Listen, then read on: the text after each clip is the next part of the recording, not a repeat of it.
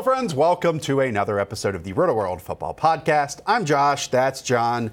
Daigle, how are we? Doing great. How are you doing? I'm wonderful. I'm so fantastic, in fact, that it's because that NBC Sports is just such a supportive place. Mm-hmm. You know, this really, and you've only been here a couple months, but it really is a office that really tries to lift up everyone around them. You trying to get a raise? What are you doing here? No, what I am doing, and there is an end goal here, is to really highlight Chris Sims. Because what Chris Sims has done to promote this podcast, I mean, the reads could not be more excellent. In fact, Daigle, we have a little soundbite of a recent Chris Sims read of the Rotoworld Football Podcast.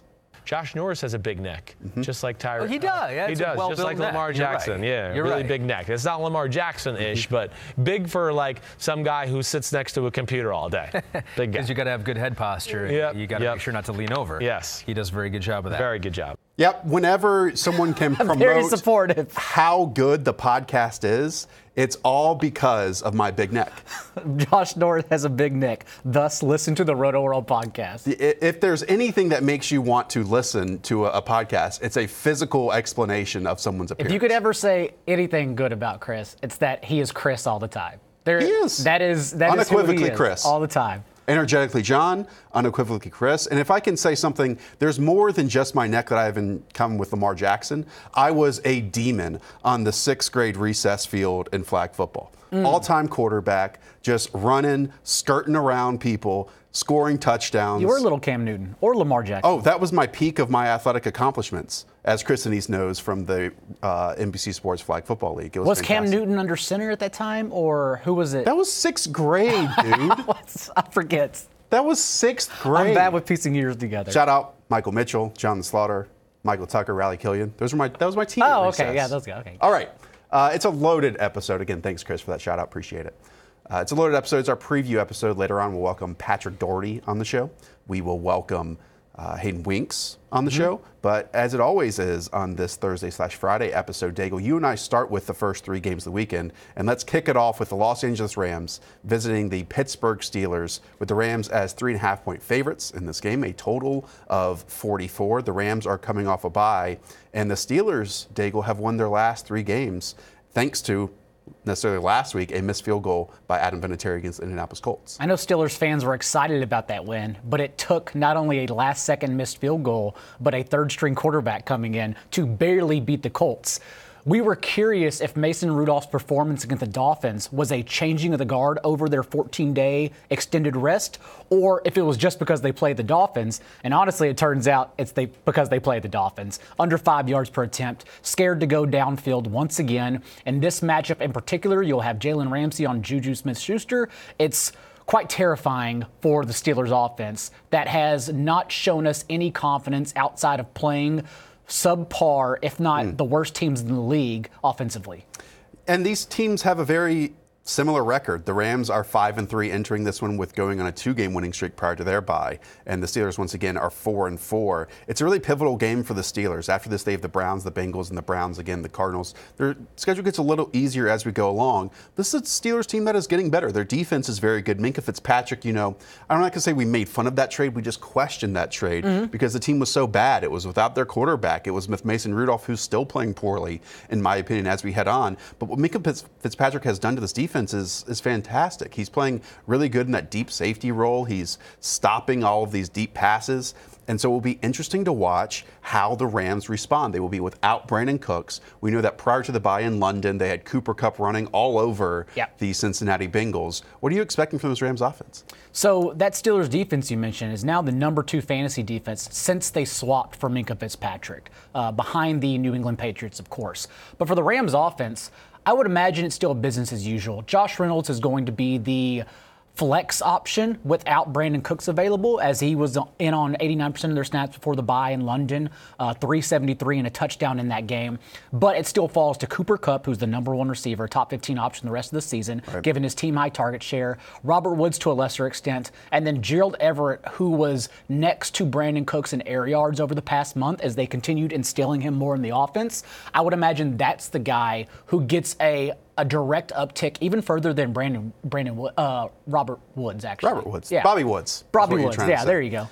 This Rams team, I'm not sure if we know completely their identity, because prior to that 2-game winning streak against the Falcons and the Bengals, which basically any good team should beat up on those two squads, they were on a 3-game losing streak. Shockingly, I think this Rams defense has surprised a lot of people. Right now, they're 4th in defensive DVOA. It's led by Aaron Donald. Eric Weddle's played really well. Corey Littleton's playing really well. Michael Brockers, Dante Fowler. They're getting Clay Matthews back in this game.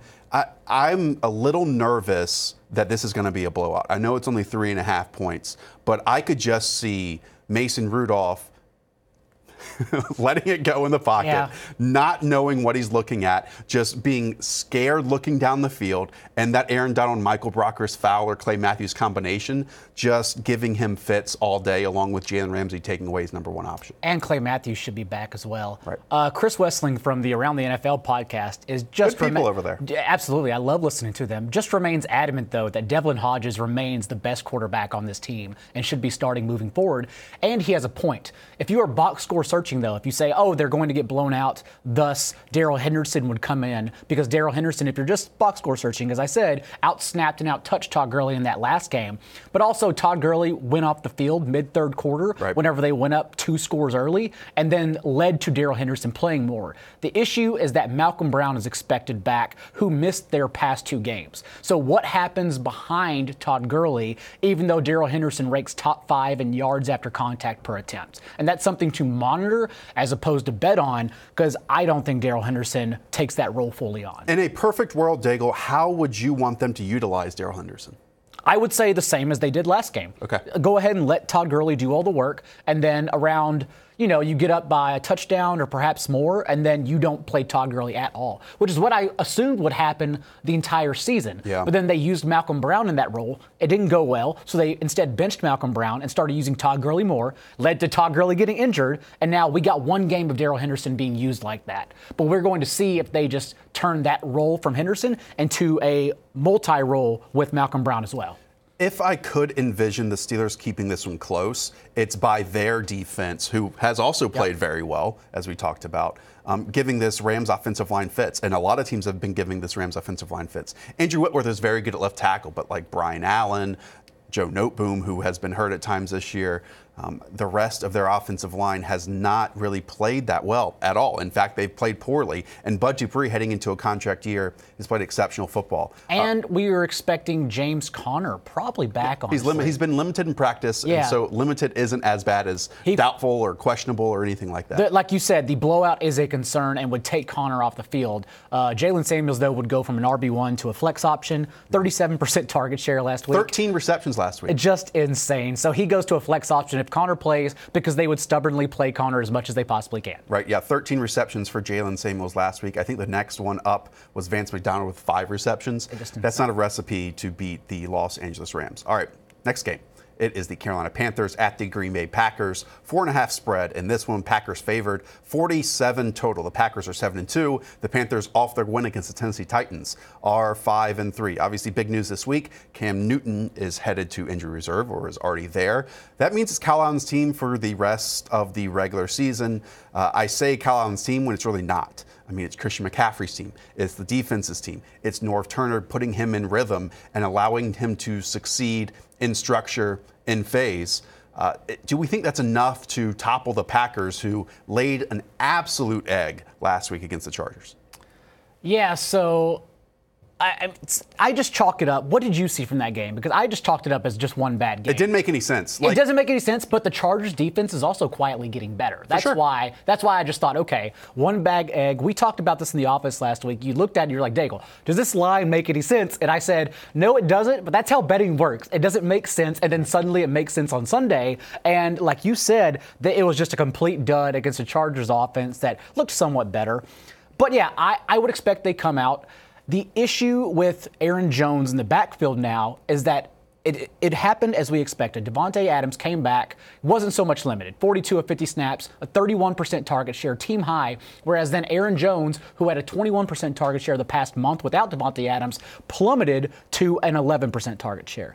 And so now Devontae Adams is back just to take more targets away. I think you can only confidently start Adams You were still starting Aaron Jones, the top 18, top 20 option in his position, just because you know he will still get a few targets sprinkled in. But other than that, the rest is a mess because not only did Allen Lazard not take over as the number 2 receiver, he played behind MVS and Geronimo Allison just enough to cannibalize from them. Well, and there really wasn't a number 2 wide receiver. Yeah. Devontae Adams basically got the Randy Moss treatment of we're going to throw you every single pass that we possibly can to try to get you in rhythm and get this offense started. He had 11 targets, 7 receptions, but it only went for 41 yards. I even went back and watched that Packers game twice, just to try to get a feel for why did this happen, because you couldn't take anything from it on a first watch. Did you learn anything? Because I didn't. None. I rewatched it too, and I didn't learn a thing. What I have learned, though, is that interior offensive line had a really down moment, a really bad moment. Like David Bakhtiari is still fantastic. Brian Bulaga is still good at right tackle. But on the interior,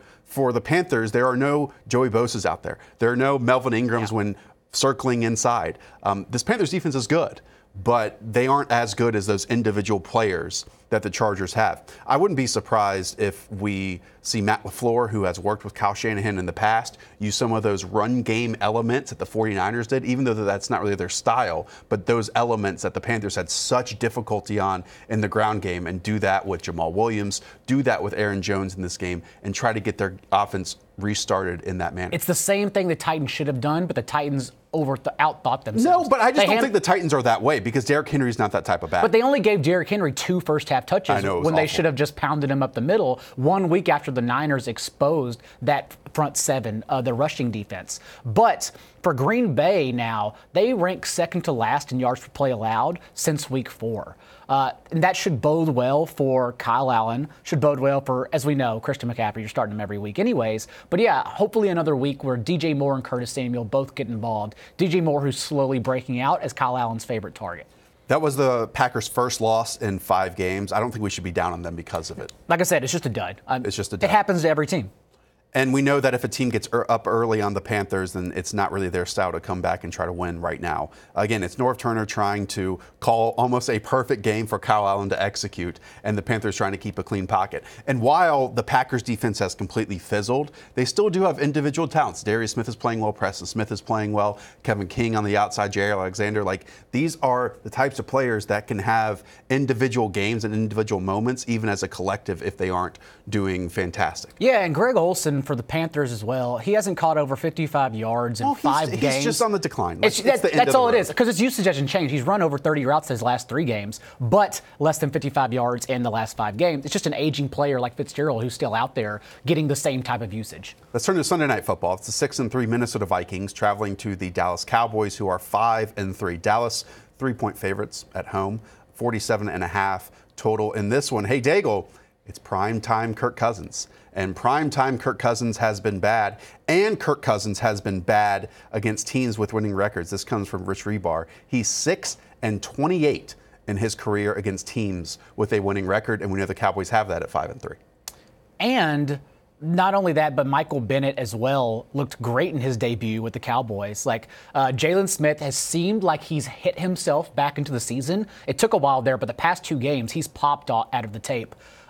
Whether they have Leighton Vander Esch or not, we saw Sean Lee make a big have a big performance, and obviously he's dealt with injuries. That's why he's been held back and limited. Right, and Jalen Smith and LVE are just more athletic, younger players. Yeah, when dispersed though, at a limited fashion, Sean Lee is still Sean Lee. Correct, but behind better players. And he can stop the run, which is going to be very necessary against this Minnesota Vikings offense. Same thing the Chiefs did last week. They somehow stumped Dalvin Cook to just around 70 yards rushing, but I would not think. Do you think that happens again? Because I don't know if they. Well, I think that Mike Zimmer goes back to the drawing board. He's like, oh, look, we've been relying on Kirk so much, and look what happened to us this past Sunday. Yeah. Now we're going to go back to the running game. The issue with that is Kirk Cousins still is going to have to make throws, and it's come a lot off play action. It's come a lot off rolling him outside the pocket. The issue is he's not going to have Adam Thielen in this game, and it's going to be Stephon Diggs solely. And you know, last week, B.C. Johnson stepped up, Irv Smith stepped up, Kyle Rudolph, Laquan Treadwell stepped up on 3rd down, which is wild to say in Week 9 of the NFL season. But I'm not sure if they'll be able to do that against the Cowboys. Look, we talked about there are teams that start gelling in certain areas that have been deficient earlier in the season, and I think that's with the Cowboys defense. I think that they are able to rush the passer a lot better now. Their talented linebackers are playing better. They have brought Byron Jones, who can match up one-on-one against wide receivers. Stephon Diggs can get the better of him. It will be on a consistent basis. And will Kirk Cousins not succumb to this big game dynamic that is happening this week, because he has done that his entire career?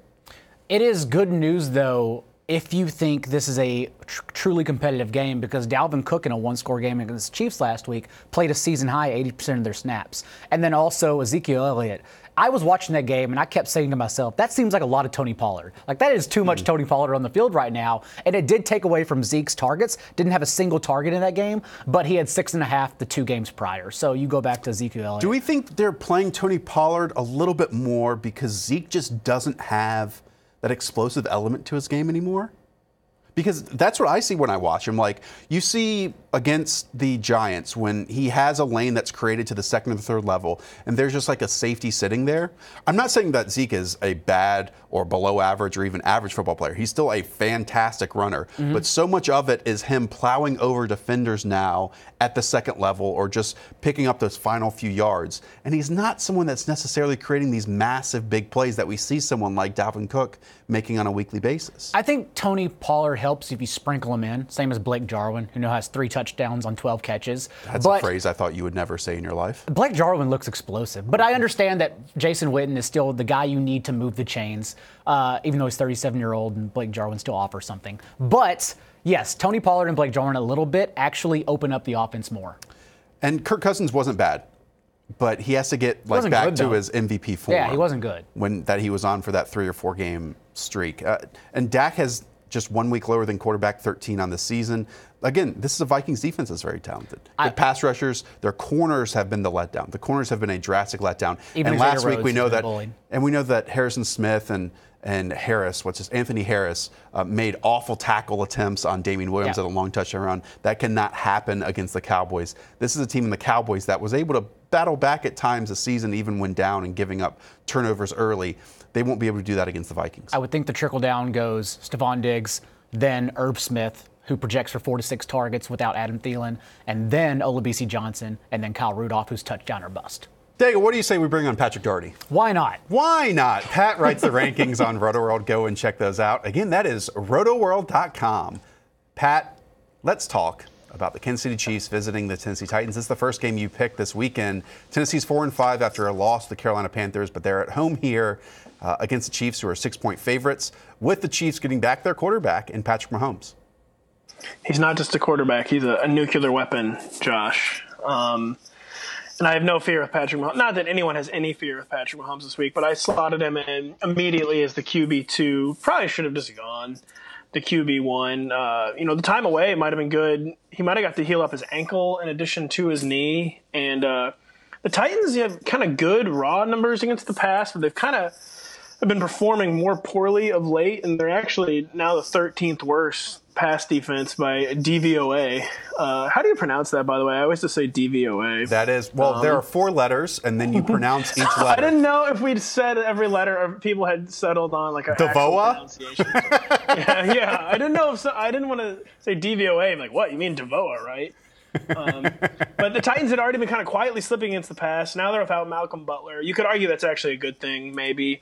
But I see no reason for fear with Patty Mahomes this week. Yeah, and I mean, it's a major, major boost to the offense. Even though Matt Moore has been playing well, but he's also been playing out his mind is Tyreek Hill completely. Daigle, some people have been sitting on Mecole Hardman. Some people have been sitting on Demarcus Robinson. Even a little Sammy Watkins, just a little nervous to play them. Does Mahomes getting back into the lineup open the doors for any of those players? I was going to ask Pat where he has Sammy Watkins ranked in particular, because that's the guy I would think it elevates. But then again, remember, he hasn't finished above. He's finished above wide receiver 37 on the year twice. Once in that explosive week 1, and then last week with Matt Moore. It's almost like he's a super average football player. Almost like he runs one route and that's it. Yeah. Pat, what about the Titans side of this? Because we know Derrick Henry put up huge numbers last week, despite only getting 2 first-half touches. That's ridiculous. I feel like this is one of those moments where the coaching staff of the Titans says, hey, you know what really worked for us was Derrick Henry. You know what? I don't know why we didn't use him more in the first half. Pat, I wouldn't be surprised, even if down in negative game script like they were against the Panthers last week, if Derrick Henry gets 25 touches in this game. That might have been the most genuinely baffling deployment of any player all season. Derrick Henry getting only 2 touches in the first half. And then, Deion Lewis got 5, and he lost a fumble on one of them. So I said this to you on a podcast earlier this week, but that's kind of be a classic. Like, the Titans have learned their lesson, I'm assuming. And the Chiefs, speaking of DVOA, the Chiefs are actually all the way up to number 4 in pass defense. And as we know, much more gettable on the ground. And, a massive Derrick Henry commitment seems like a no-brainer for the Titans. And, they had done that every game this season until last week. So I don't know if they were bored trying to maybe just put something different on film for opposing defenses. Whatever they were doing did not work.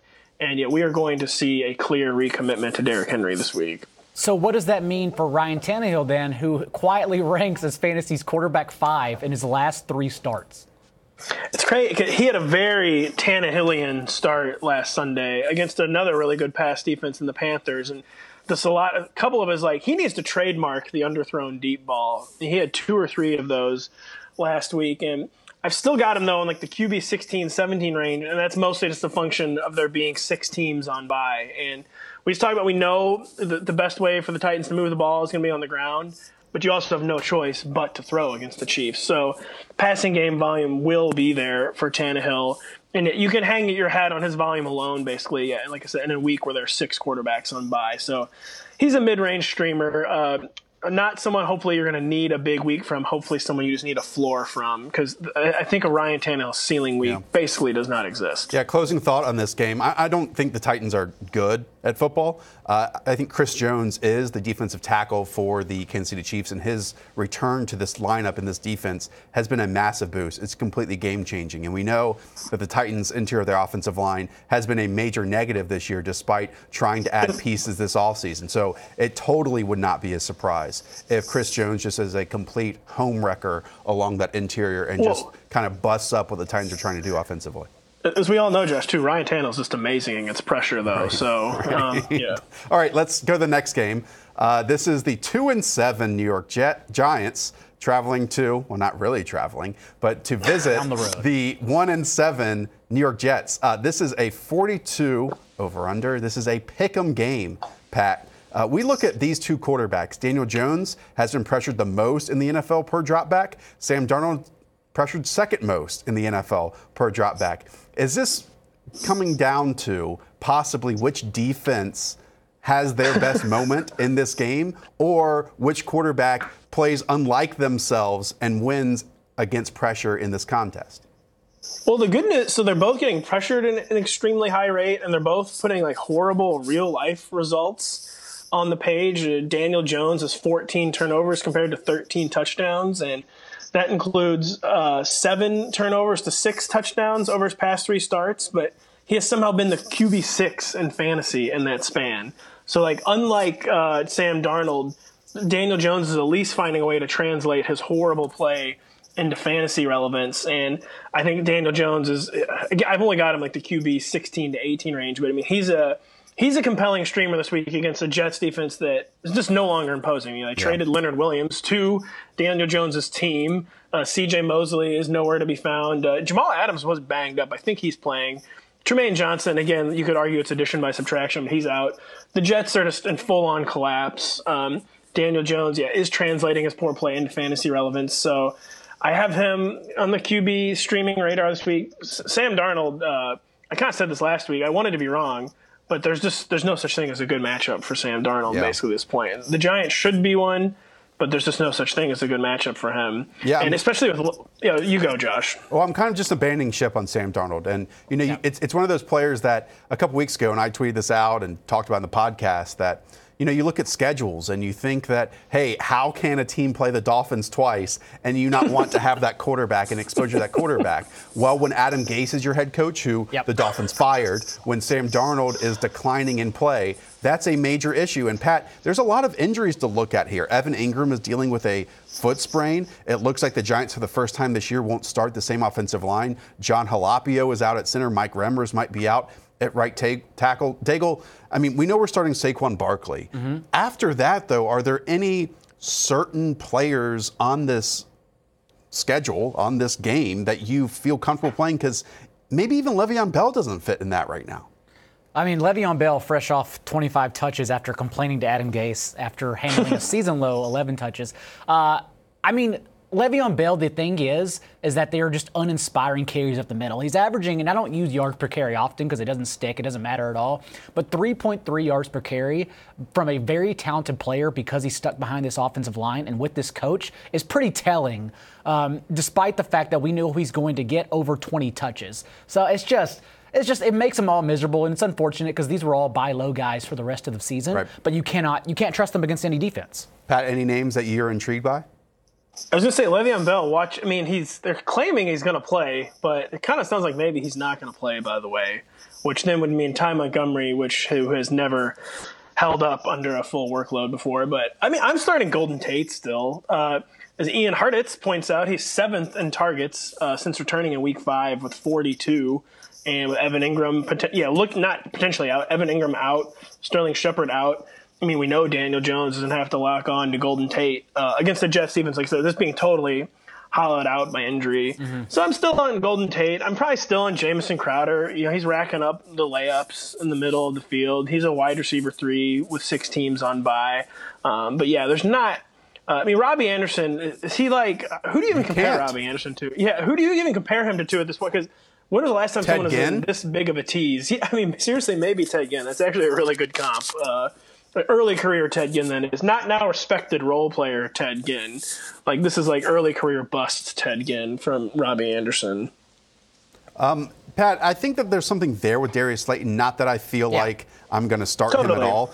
And there's something there, too, with this offense on, the first series of games, because this past weekend, it looked like the Jets' offense was back, baby, against the Miami Dolphins. It was all scripted. It looked good to Jamison Crowder. Then after that, it crumbled. There is going to be chaos for whatever New York team loses this game, and I am absolutely here for it, because either the Jets will be 1-8 or the Giants will be 2-8, and I cannot wait for one of those things to happen. The thing about Darius Slayton, though, is that Daniel Jones is 5 of 30 on passes, 20-plus yards downfield. So Slayton can get open. It's just a matter of Daniel Jones hitting him. All right, next up, our final game with Pat. Sad. 7-2 Seattle Seahawks travel to the San Francisco 49ers for Monday Night Football. That is a 6-point favorite 49ers team because they are 8-0, 46 total in this one. Pat, this is the first time San Francisco has been favored since 2014. That's a stat that's from Rich Rebar.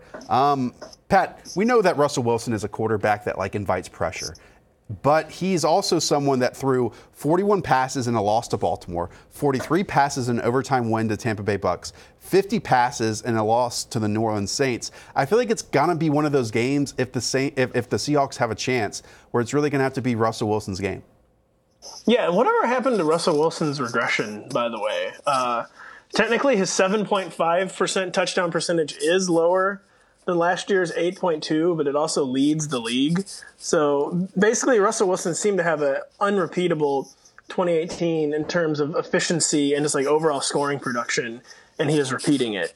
He is the MVP favorite. And it was a tough matchup, conference best defense maybe in the 49ers. But kind of like the Patriots, they fattened up on a week early schedule. They sprung some kind of major leaks last week to the Cardinals, allowed an 88-yard touchdown where Andy Isabella put 3 or 4 different dudes on skates. Free Andy Isabella, by the way.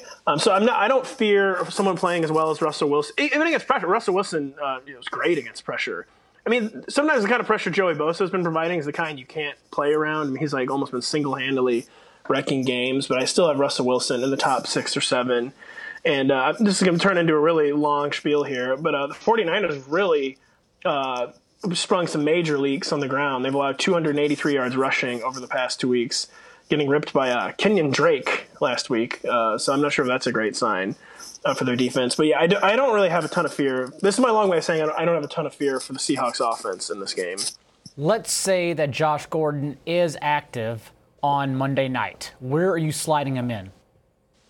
Just in the wide receiver 55 to 60 range. I'm kind of assuming Josh Gordon's initial function will be to take over for Jerron Brown and David Moore, and hopefully not cut into Tyler Lockett and DK Metcalf's target share and upside. Because I've said this a few times this week on a few different. It would be Tyler Lockett. Gets off to this frustrating start this season. Kind of, he was hitting his floor every week, but didn't really have a ceiling till the past 2 weeks.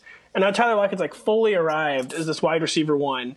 And his reward, of course, is the addition of Josh Gordon to the wide receiver core. And it'd just be very Seahawks to me for to go on this journey with Tyler Lockett. And then it seems like he gets there, and then they just up the difficulty level again. The Seahawks are just always upping the difficulty level, it seems like, on everyone and their offense for fantasy purposes. And it's also the first time ever with Josh Gordon where I've not wanted him to do well. I want him to do well. But, I don't want him. Usually when Josh Gordon gets somewhere, I'm oh, please let them feed Josh Gordon. Whereas here my focus is please do not let Josh Gordon eat into Tyler Lockett and DK Metcalf's target share, because it would make me sad. And Daigle, Jimmy Garoppolo's coming off his biggest game of the season, his best game of the season. There are times when you and I have asked this question, posed this question consistently this season, where you ask him to elevate his team, the offense, for one or two series at a time. He did that for almost an entire quarter this past week against the Arizona Cardinals, an outside breaking route to Emanuel Sanders. Do you think he can do that against the Seattle Seahawks defense, which again is not one that we necessarily fear? He looked tremendous. We kept saying that he had yet to be forced to actually be a quarterback, and yet he was a quarterback finally in that game. He literally led them to victory single-handedly, and he's done it with Emanuel Sanders now. 14 targets to Sanders since he joined the Niners, has slowly become their true number one receiver, like we always talked about they needed from the slot. And if he's going to do it again, he will likely have no pushback from the Seattle defense that is helping elevate Russell Wilson to MVP level, because they are so bad in putting that Seattle offense into this situation every single week. They only have 15 sacks on the year. They're 26 in pressure rate. They're second to the bottom in hurry percentage, I believe. It's just this defense is not adding anyone to help them be playmakers along the stretch. They are what they are. And if Garoppolo can continue flourishing against them, then he should have no issues. 49ers looked their worst last week against the Arizona Cardinals, probably of the season. And I would suggest that was due to being on a short week. Now they have a little bit of an extended week against Seattle Seahawks. Now, I think a big decision people have to make is Matt Breida versus Tevin Coleman, because we've seen massive games from Tevin Coleman. We've seen big games from Matt Breida, and most recently, Breida tallied 92 yards to just 36 for Tevin Coleman. Matt Breida outtouched Tevin Coleman. It seems like a hot hand approach, and at any point, any one of those two running backs can go off because they're both extremely talented. And I don't know if there's even a way to read which one can go off against which team, and this week against Seattle. No, Tevin Coleman blew all of this out of proportion with 4 touchdowns. It was always 1A and 1B. We talk about that every single week. Right. And last week, Matt Breida outcarried Tevin Coleman 15-12. I would think it's the same thing again. But there's an efficiency element to that, isn't it? Because 15 touches for Matt Breida resulted in 92 yards. 12 resulted in 36 yards for Tevin Coleman. Tevin Coleman also, though, remember, the goal line and red zone back. Yeah. So he has more value, I believe, than Breida long term. But week to week, you're still confidently starting both. Okay. All right. And final thought on DK Metcalf. We talked about this a lot on the Monday episode. Go back and listen to that one. Yeah. I mean, he has come a long way in just a short amount of time. They're using him perfectly. I don't think it's a scare at all for someone to start him in their flex spot each and every week, even against a great defense with the San Francisco 49ers. All right, time to bring on Hayden Winks. Hayden writes the fantasy forecast column up on Rotoworld. Hayden, let's start off with Arizona Cardinals at the Tampa Bay Buccaneers. Tampa Bay, 4.5-point favorites here at home, 52 total. Two great offenses, Kyler Murray, Mike Evans, Chris Godwin. There's been some players here, Hayden, who have been emerging. Ronald Jones, Kenyon Drake. Any read on those players that some people might want to put in their starting lineups? Yeah, so in general, we want players in this game. I think this is going to be the highest scoring game of the week. The biggest news, what to do with David Johnson and Kenyon Drake. I listened to a Cardinals beat reporter podcast, and it seems like they're under the impression that both players are going to play at the same time, where Kenyon Drake might have more of the rushing role, but we're going to see David Johnson moving around in motion as a receiver, and that's enough for me to fire up David Johnson as an upside RB2. I don't think we're going to see a full bell cow role, but he's definitely back in the lineup for me. And then Kenyon Drake, you can probably throw him into the flex if you need some help with the bye week. But that's my read on it. What do you guys think? It's kind of an impossible read, right, Daigle? Like the most recent exposure we have is Kenyon Drake being that bell cow, being the one that sees all the touches and doing such a good job with it. But then we forget how good David Johnson looked earlier parts of the season. He's been nicked up, and that has hurt him, and that's led Chase Edmonds to have big weeks. But I'm not sure if it's even a 1A, 1B here. It's a situation we have no read of heading into this week. Yeah, the first 2 weeks were the horizontal raid offense. And then the next 2 weeks, and by the way, weeks 3 and 4 are the only weeks so far that we've had David Johnson overlap with Christian Kirk in that new running game that they introduced. And so in those 2 games, David Johnson averaged 10 targets. If they want to do that and then treat Kenyon Drake as their Chase Edmonds, then yes, David Johnson is still extremely valuable as an RB2 because he's now a pass-catching back, as he was when he was arguably their best receiver. The story to follow as the season goes along, Hayden, is how Jameis Winston plays the rest of the year. And if he does it well enough to earn a starting quarterback job with anyone, whether it be the Bucs, whether it be another team. The Cardinals are a defense we want to pick on, completely in basically every single area. Is this a place that you are bold enough, Hayden, to start Jameis Winston this week? Yeah, bold enough to probably rank him inside of my top 5 this week. Oh, no. Shivers down my ready? spine. You guys ready for this? Cardinals are last against fantasy quarterbacks they allow a lot of pass attempts against. Winston's got 5 300-yard games already. I don't really see a reason why this game would be low scoring. Both of these secondaries are awful. Patrick Peterson hasn't been playing as well as we've seen him play in the past. And when you have Mike Evans and Chris Godwin rolling out there, it's pretty tough to stop this defense. And then maybe, just maybe, we'll get O.J. Howard back in the lineup against this pass funneling tight end game flow chart defense. But we'll see. Yeah, I'm really bullish on Jameis Winston, really bullish on Kyler Murray. In DFS, definitely want all the exposure to this game. Well, let's talk people off the ledge about Chris Godwin, because Mike Evans is the one who's averaged 10 more fantasy points over the last 3 weeks on 15 targets per game than the next closest receiver, Kenny Golladay. In my mind, that screams aggression, and you're not worried about Chris Godwin. He's still gotten 10 targets in that span. So give the people a reason to go right back to Chris Godwin. Is anyone really scared of Chris Godwin? Perhaps. No. Perhaps. I think you're not giving people enough credit out there. Chris Godwin's a superstar. We know Chris Godwin's a superstar. The one name I do want to ask about as we close with this game is Ronald Jones. Okay. Yeah, because Ronald Jones, and sure, the Cardinals have had somewhat moments defensively with Chandler Jones up front, but Ronald Jones might be entering in the second half of the season, which is vitally important to winning your championship, a now bell cow back. Someone who might see 20 touches a game. And that could be Ronald Jones. Do you think he could be efficient enough here, Hayden, to possibly earn a top 20 running back week? Yeah, his efficiency numbers, like broken tackles and all that stuff, are pretty strong right now. I don't really see any reason to go away with it.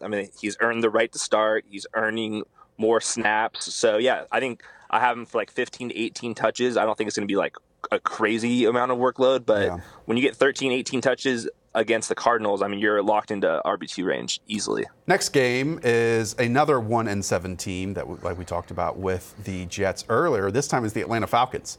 They are 12.5-point road dogs here to the New Orleans Saints. Expected to score over 31 points, the Saints are, a total of 51. Hayden, we do get Matt Ryan returning. We know that this Falcons offense is still putting up points and yards despite their atrocious defensive play. But is this a game where you might have to rely on garbage time situations, which is something that we never really want to go into a week hoping for, even despite it being talked about so often, because the Saints are coming off a bye. They are getting Alvin Kamara back. We know that Drew Brees returned prior to the bye. Everything is lining up for the Saints to cover that 12.5-point spread this week.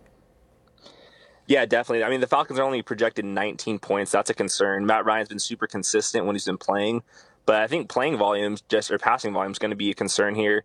If the Saints jump out to a big lead, which I am expecting, Alvin Kamara, Latavius Murray, they can start draining out the clock. And the Saints defense right now is playing really, really well. I still want Matt Ryan starting my season-long leagues, but I would not be expecting like the classic Falcons-Saints 60-point games here. Where do you think the trickle-down then goes to the Falcons receivers, since we are expecting this one to be a blowout? Yeah, I mean, Julio Jones. Ian Hartitz had a good – yeah, who's that guy? But he had a good analysis on what the Saints have been doing against Julio and Calvin. They've been putting Marshawn Lattimore on Calvin and then putting the second corner with the safety over the top on Julio. I kind of like that idea, but it hasn't been working against them.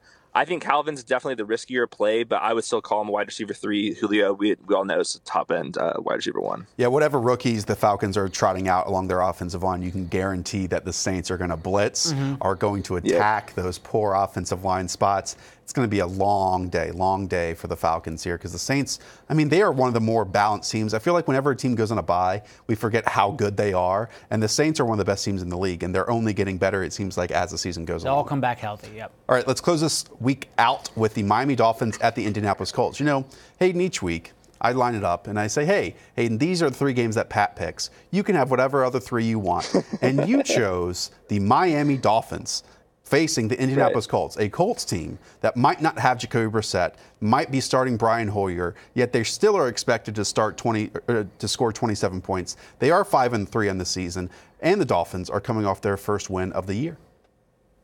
Yeah, so the reason why I picked this game is everyone knows who their fantasy starters are, and basically everyone in this game is kind of these flex options. Should I start him? Should I not? So we have no more Mark Walton, so then you have Kalen Ballage, Myles Gaskin at running back for the Dolphins. I'm basically avoiding them. Devontae Parker and Mike Gesicki are guys that I think should be starting to get more and more love. Devontae Parker, without Preston Williams, had his 2 best games earlier in the season. Preston Williams, he's given up 30% of the air yards, 20% of the targets, 39% of the red zone targets. So I think there's a path to Devontae Parker being a wide receiver 3 down the stretch.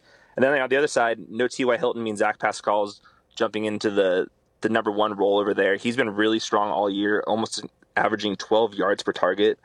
So that's somebody I want to be starting as well. And then, of course, Marlon Mack is definitely the guy with a huge lead, basically jumping him back into like the low-end RB1 mix for me. Jack Doyle outsnapped Eric Ebron last week as we expected. Do you think that continues moving forward? Because not only are they missing T.Y. Hilton, they're also missing Paris Campbell. Yes. So I put both of them on the tight end 1-2 borderline. I think Doyle, if you need 6 or 7 points, I would rather go with him. But in DFS tournaments and stuff, Ebron's definitely the guy. Using him more down the field and then obviously in the red zone. But both of them are in the streaming mix. I feel bad for whoever gets this game on Sunday to cover for us. Who do we think is going to get it? Let's get the prediction. No? Hopefully Pat gives it to himself. Do you know, I think Anthony gets it. Oh, I think Anthony gets it. That's fair. That would not be the biggest, or Jesse. Anthony or Jesse's going to get this game. Well, unfortunately, I'm sorry to those guys. because Pat is just a maniacal jerk being. Anyways, who walks around with his headphones in talking. I deserved it since I picked it. I'm gonna text Pat after this one and be like, you know what? Hayden just really wants to watch the Miami Dolphins this week against the Brian Hoyer-led Colts. Wow. Let's go. No one wants to watch that one. All right, guys, that's it for us. We'll be back Sunday for Rotoworld Live. Patrick Daugherty's in studio with me and John Daigle. As always, if you enjoy these episodes, be sure to rate and review, subscribe, helps us out. Forgot to mention that what Chris Sims said at the top, that's from the Chris Sims and Button podcast. Go on to listen to that one as well. Chris does a great job. Save his promotion at the end. It's fine. Well, we are at the end. This is over. This is it. All right, guys. Talk to y'all soon. See ya.